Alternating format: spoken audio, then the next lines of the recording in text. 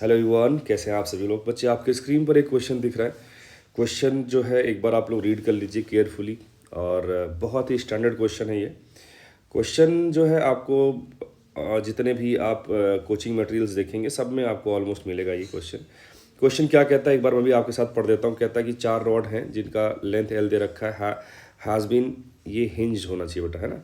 Hinge to form a rhombus, rhombus बना रहे चारों रॉड ऐसे, ठीक है। The rods can rotate freely about each joint. Vertex A is fixed to rigid support and vertex C is being moved along x-axis. ये वाला point x-axis की तरफ चल रहा है with a constant velocity v as shown in the figure.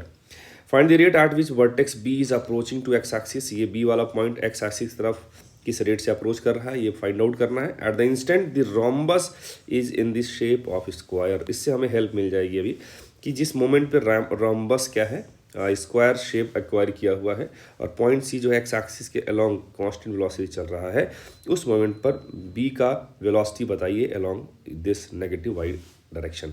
ठीक है, ये हमारा क्वेश्चन। तो बट बच्चे, क्वेश्चन करने के हमारे पास 2 मेथड हैं, और भी हो सकते हैं। मेरे को 2 ही मेथड चमके, तो 2 मेथड मैं बताना चाह रहा हूँ। मल्टीपल मेथड हम लोग क्यों जो है गो थ्रू करते हैं, क्योंकि हम चाहते हैं कि किसी भी टॉपिक को ज़्यादा इंसाइट मिलेगा। तो मेथड नंबर 1 क्या, हमने सिंपली क्या किया, पॉइंट सी पकड़ा, पॉइंट सी के कोऑर्डिनेट हमने x,0 कर दिया, सही है ना। और ए को हमने बोल दिया ओरिजिन 0,0। ए को ओरिजिन मानने का मकसद ये था क्योंकि ए वाला पॉइंट आपका क्या है बेटा, फिक्स रहने वाला है। ए आपका इनर्शियल पॉइंट हो जाएगा और यहाँ से चीज़ों को देखना हमारे लिए क्या होता है, थोड़ा आसान हो जाता है। तो ए से जो गैप था सी का, वो क्या हो जाएगा, एक्स हो जाएगा। कोई बोले कि ए के रेस्पेक्ट में सी किस रेट से चेंज होगा, तो आप सिंपल बोलेंगे dx/dt हो जाएगा, है ना। 2 पॉइंट के बीच का जो पोजीशन है ना, वो किस रेट से चेंज हो रहा है, तो simple d/dt of position vector, सही है ना। इसके बाद हमने जो पॉइंट बी है उसके कोऑर्डिनेट जो है ले लिए, बी के कोऑर्डिनेट, वाई कोऑर्डिनेट हमने ले लिया वाई, क्योंकि हमें इस वाई से ही मतलब है।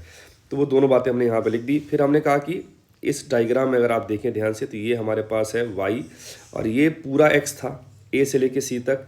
तो ये जो पॉइंट है वो मिड पॉइंट होगा, क्योंकि स्क्वायर बन रहा है, जो इंटरसेक्शन होगा डायगोनल्स का वो एकदम हाफ डिवाइड करेगा। तो ये वाला जो गैप हो जाएगा यहाँ तक, ये वाला x/2 हो जाएगा, ये y है, ये l था।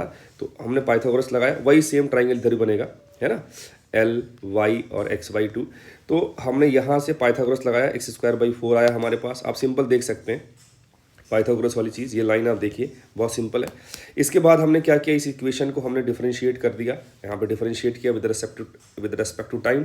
जहाँ पे dx/dt आएगा वहाँ पे हम क्या लिख देंगे, v लिख देंगे, है ना। और dy/dt हमें निकालने का है।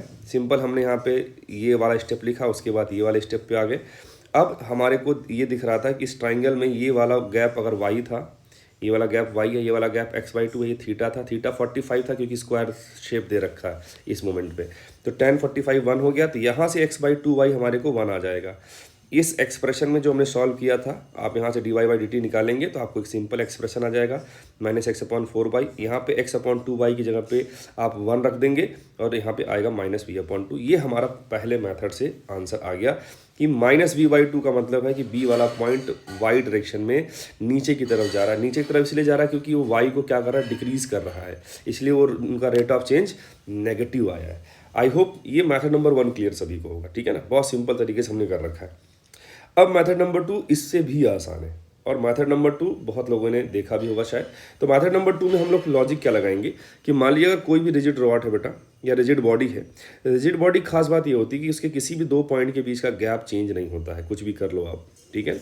2 पॉइंट के बीच में गैप चेंज नहीं होने के का हम फायदा कैसे उठाएंगे कि उस लाइन के अलोंग जो भी कोई भी 2 पॉइंट आप उठा लो, उनकी जो वेलोसिटीज होनी चाहिए वो क्या होनी चाहिए, सेम होनी चाहिए। तभी वेलोसिटी ऑफ अप्रोच या वेलोसिटी ऑफ सेपरेशन क्या होगा, 0 होगा, है ना।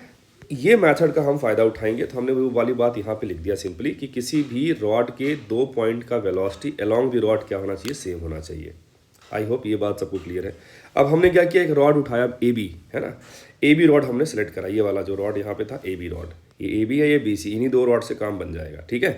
तो AB को, और आप AB में A को देखेंगे तो A वाला पॉइंट क्या है, रेस्ट पे है। तो हम ये बोलेंगे कि जो B वाला पॉइंट है उसका भी जो वेलोसिटी का कंपोनेंट अलोंग द रॉड होगा वो क्या हो जाएगा, 0 हो जाएगा। तो मैंने क्या किया कि चूंकि B वाला जो पॉइंट है वो y में भी चलेगा और x में भी चलेगा, सही है ना।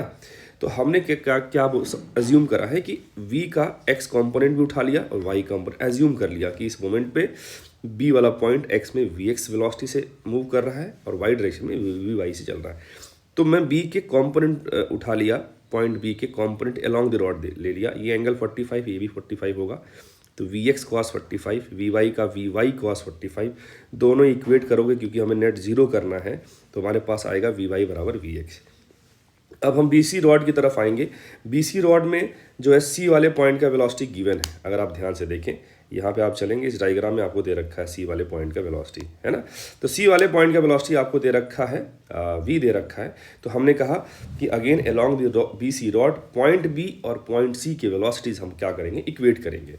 तो VY का इधर भी, VY का भी कॉम्पोनेंट अलोंग द रॉड इधर ही आएगा, VX का भी अलोंग द रॉड इधर ही आएगा, दोनों के कॉस 45 वाले कंपोनेंट आएंगे, दोनों को आप ऐड कर देंगे। वी वाई कॉस 45 मतलब हो गया V Y root two, V x cos 45 मतलब हो गया V X by root two. ये दोनों को ऐड करेंगे तो बी का along the rod net velocity आ जाएगा। सी का अगर वेलोसिटी आप देखेंगे तो इधर था वी, इधर वाला एंगल 45 है बेटा, तो सी का भी अलोंग द रॉड आएगा वी बाई रूट टू। सही है ना। दोनों वेलोसिटीज को हमें क्या कर देना बेटा, इक्वेट कर देना है। हमने यहाँ पर यही किया हुआ है ना। ये देखो हमने दोनों को, बी का नेट वेलोसिटी लिखा, सी का वेलोसिटी अलोंग द रॉड, और उनको इक्वेट किया। हमारे पास वी वाई कितना आ गया, वी वाई टू आ गया। इवन अगर वो पूछता कि बताइए वेलोसिटी ऑफ बी या स्पीड ऑफ बी क्या आएगा, तो वो भी हम निकाल सकते थे। चूँकि वी एक्स और वी वाई दोनों बराबर थे, तो पहली बात स्पीड ये आएगा, और चूँकि दोनों बराबर थे तो आप वी वाई रूट टू लिख सकते हैं। वी वाई कितना था हमारे पास, वी वाई टू। तो हमारे को आंसर क्या मिल जाएगा,